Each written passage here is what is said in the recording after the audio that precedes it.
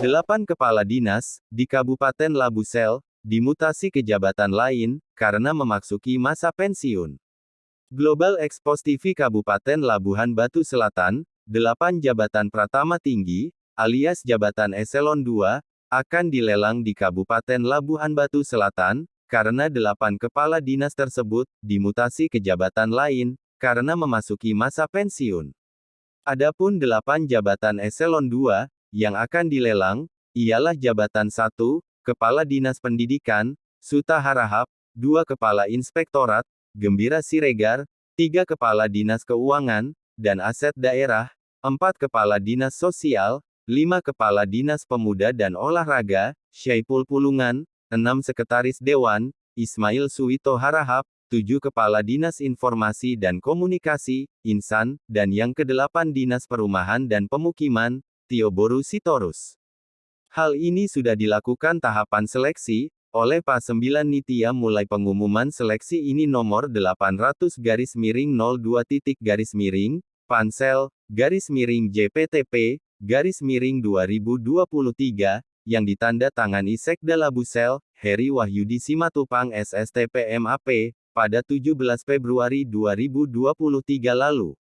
Yang menjadi pertanyaan di kalangan masyarakat secara tertulis, ini contohnya, Kepala Dinas Pendidikan, dimutasi ke jabatan di staf kantor Camat Kampung Rakyat, dengan alasan tertulis karena memasuki pensiun, padahal kenyataannya Kepala Dinas Pendidikan definitif, Sutan Harahap SSTP MAP, yang dimutasi jabatan lain baru berumur sekitar 48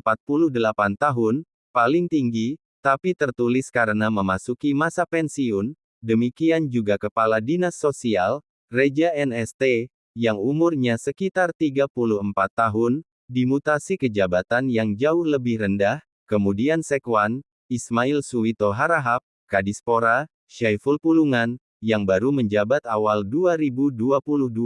belum beberapa bulan, dia mengikuti lelang jabatan di Kadispemdes, kemudian dia terpilih di lelang jabatan tersebut sehingga dia dilantik, jadi Kadispemdes, dan kemudian dia pula PLT, di Dispora, namun di berkas itu tertulis memasuki masa pensiun. Inilah yang menjadi pertanyaan di proses seleksi ini. Kepala Badan Kepegawaian Daerah yang disingkat, BKD, Kabupaten Labusel, Raja Zulfikar Syah SH, melalui Kabid Mutasi, Kiki Sarjana Hukum, dirinya menjelaskan ketika dikonfirmasi Global Expos TV, di ruang kerjanya, pada Selasa tanggal 28 Februari tahun 2023, sekitar jam 19, waktu Indonesia bagian Barat, menjelaskan proses seleksi 8 calon jabatan tinggi pratama itu, sudah sesuai standar dari Menteri Aparatur Sipil Negara, atau Mendagri, soal memasuki masa jabatan pensiun, itu petunjuk pada kami, kepala dinas bisa saja dimutasi ke jabatan lain apabila kurang mampu bekerja, tapi setelah 1 tahun, banyak perubahan dia bisa kembali ikut lelang jabatan kepala dinas. Kalau soal Syaiful Pulungan, kala itu dia adalah kepala dinas di Dispora, kemudian setelah 1 tahun, dia ikut lelang jabatan di dinas lepas, kemudian dinilai tertinggi maka setelah dia dilantik di jabatan barunya, dilepas dari jabatan lama, namun ada wewenang bupati untuk menempatkan dia di jabatan lama, yaitu sebagai pelaksana tugas, jadi tidak ada masalah karena peraturan 1 tahun, setelah COVID-19, hari itu, terkecuali kadis itu melanggar kode etik, atau disiplin ASN lebih berat, tapi itu tidak bidangnya saya, pungkas Kiki.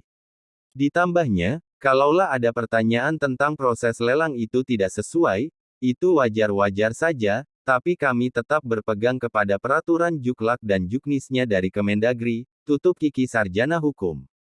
Sahabat-sahabat setia, Global Expos TV semua, yang ada dimanapun Anda berada. Agar jangan sampai lupa, channel YouTube Global Expos TV, supaya update terus, like, komen, share, dan subscribe, agar jangan sampai ketinggalan berita-berita, dan isu-isu terkini, yang ada di Indonesia, tercepat, akurat, tajam, dan terpercaya. Laporan Kabiro Global Expos TV Kabupaten Labuhan Batu Selatan, Provinsi Sumatera Utara. Mirwan Hasibuan mengabarkan.